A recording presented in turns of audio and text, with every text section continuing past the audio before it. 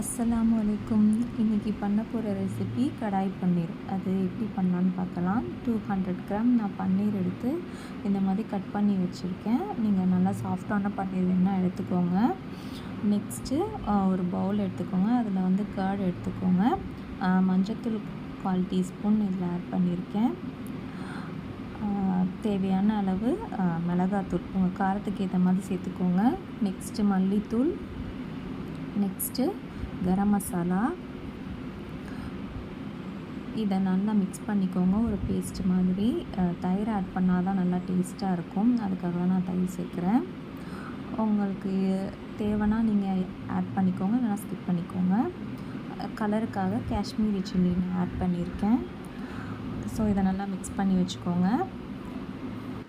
இந்த அளவுக்கு நல்லா மிக்ஸ் பண்ணிக்கோங்க. மிக்ஸ் பண்ணி வச்சுட்டு நான் தாளிக்கிறதுக்கு வெங்காயம், கருவேப்பிலை, சைடில் க்யூபாக கட் பண்ணி வச்சுருக்கேன் வெங்காயம், அது கடைசியில் சேர்க்கணும். ஒரு கடாய் எடுத்துக்கோங்க. அதில் நெய் சேர்த்துக்கோங்க.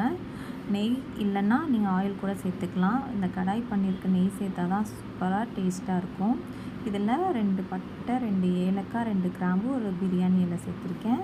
இப்போ வெங்காயம், கருவேப்பிலை இதையும் இதில் சேர்த்துக்கலாம். சேர்த்துட்டு வதக்கிட்டு வெங்காயம் சீக்கிரம் வதங்குற அளவுக்கு நான் உப்பு சேர்த்துருக்கேன். இப்போ இதை நல்லா வதக்கிக்கோங்க.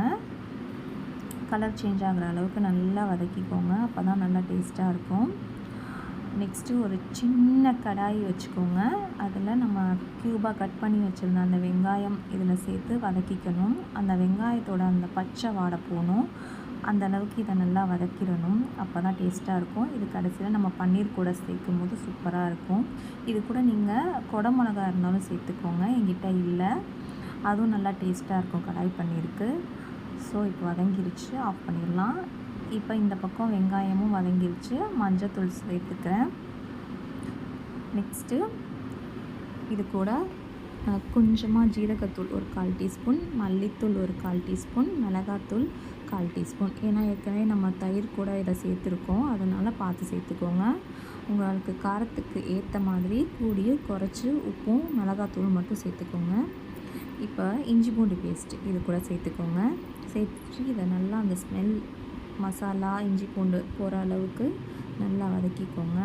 மிக்ஸ் பண்ணி வச்சுருந்த இந்த தயிர் பேஸ்ட்டையும் இது கூட ஆட் பண்ணிக்கோங்க. நல்லா மிக்ஸ் பண்ணிக்கோங்க. எண்ணெய் திரிஞ்சு வரணும்.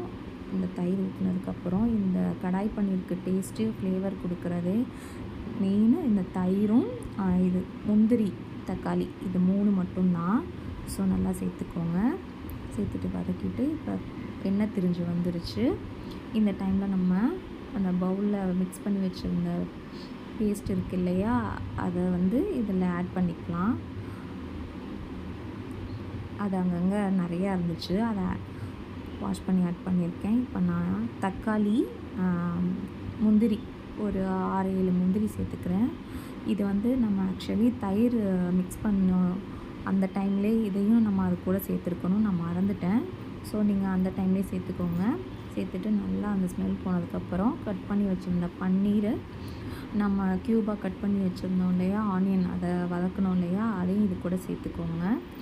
சேர்த்துட்டு நல்லா மிக்ஸ் பண்ணிக்கோங்க. எல்லாமே மிக்ஸ் ஆகி நல்லா அந்த ஃப்ளேவர் இறங்கணும். கொஞ்சம் திக்காக இருக்கிறனால நான் கொஞ்சம் தண்ணி சேர்த்துருக்கேன். ஏன்னா அது இறங்கணும், அந்த ஃப்ளேவர் இறங்குற அளவுக்கு நம்ம இதை வதக்கணும்.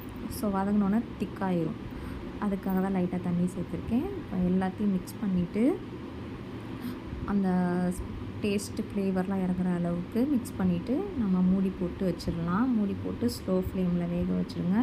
கடைசியில் வெந்ததுக்கப்புறம் கஸ்தூரி மேத்தி சேர்த்துக்கோங்க.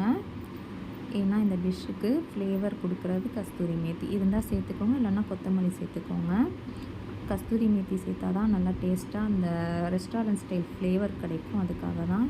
இப்போ கடாய் பன்னீர் ரெடி ஆயிடுச்சு. இது சப்பாத்தி கூட வச்சு சாப்பிட்டா சூப்பராக இருக்கும். அதே மாதிரி பரோட்டா, தோசை சூப்பராக இருக்கும். ட்ரை பண்ணி பார்த்துட்டு